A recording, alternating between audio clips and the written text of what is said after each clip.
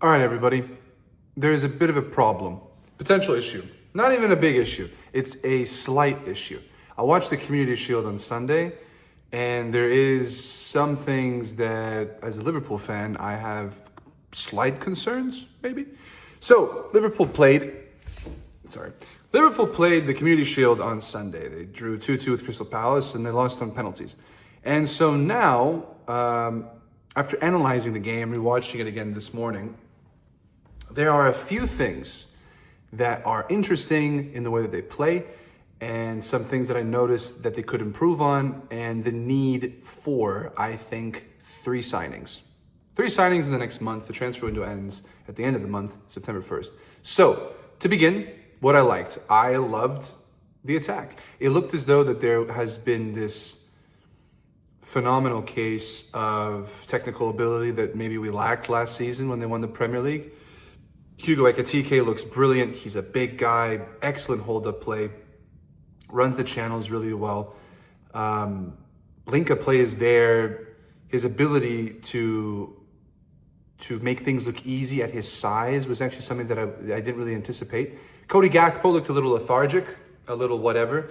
Mo Salah wasn't really in the game. I think Crystal Palace did had a very good game plan against Liverpool, and it worked quite well. Cody Gakpo was maybe not the same line as the rest of the attacking options that Liverpool had throughout the game. Maybe that's down to Munoz playing at right back for Crystal Palace.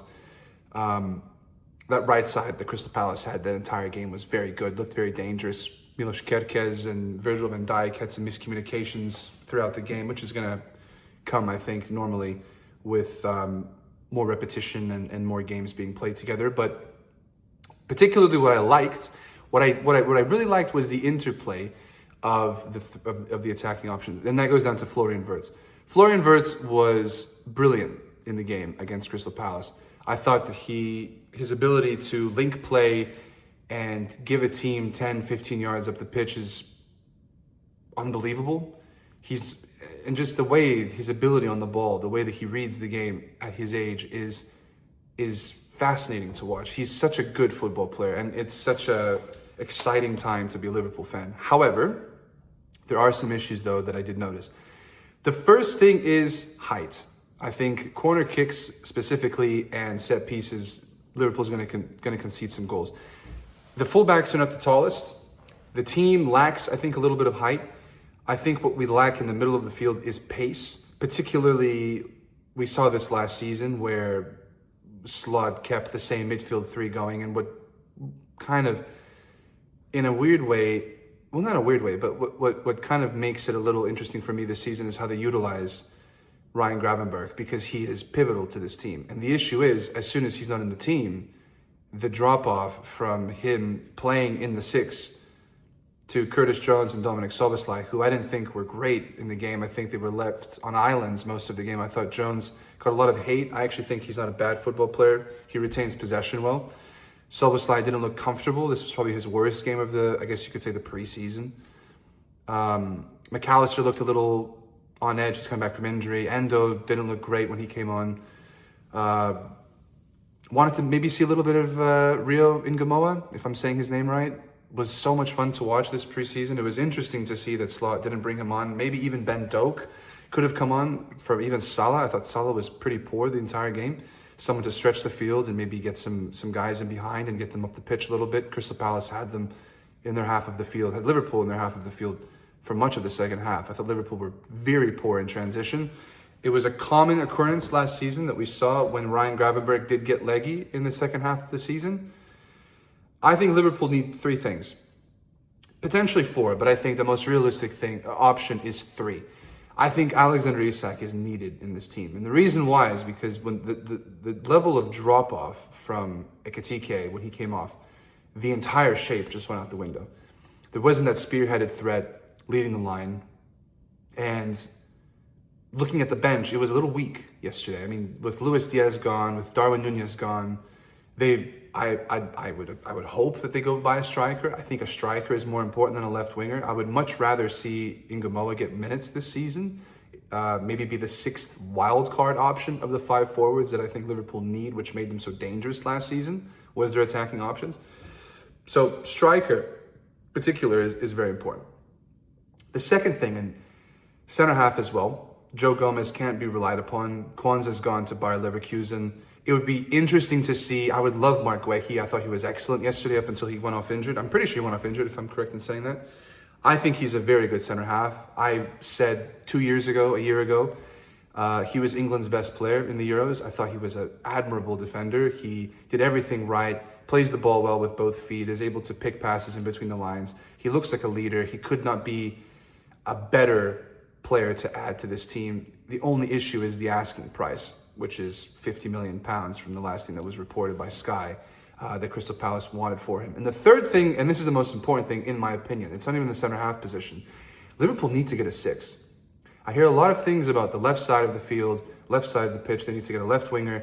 I don't think that's as necessary if you bring an Isak, considering you can rotate Isak, Ekitike, and Ekitike with Gakpo. You could even play Rio Ngamoa at times. He is young, and I do know that they don't want him to get injured or, God forbid, something else happens to him when he's on the pitch. He is a kid at the end of the day, but we have seen players like, not saying that they're the same skill level, but we have seen young players like Lamine Yamal, Kylian Mbappe, so at 17 years old, break out to be stars. I would much rather have him play a little bit more than Liverpool go out and buy someone like a Barcola, just because I don't think that is... It might even be a little overkill if you go and get Barcola and Isak, because I know that that has been a rumor this summer. But a center defensive midfielder, I think, is the most important piece outside of a striker. We've seen, Endo play as a center half in Stuttgart. He's a good player. I don't think he fits the mold as a 6. I think you can rotate him here and there when it's needed to play as a center half next to a Van Dijk, next to a Konate, next to a Gomez for the season. Maybe in January they go out and buy a center half. We also have the wild card that I think everyone has wanted to see. A player that I really think was going to be interesting to see this summer, it's just the injuries again, is Stefan Bajcetic. Bajcetic is a really good player. He had an excellent year in Spain. A lot of comparisons to like Sergio Busquets, which again, we've seen comparisons of young players to former greats of the game that never panned out like that. But if there's one thing that Bajcetic showed, even a few years ago when he was playing up until his injury with his growth spurts or pains or whatever he's getting now, his ability to win the ball, his ability to retain possession, I think he actually is a perfect player for a Slot system. And it's a shame we haven't seen him this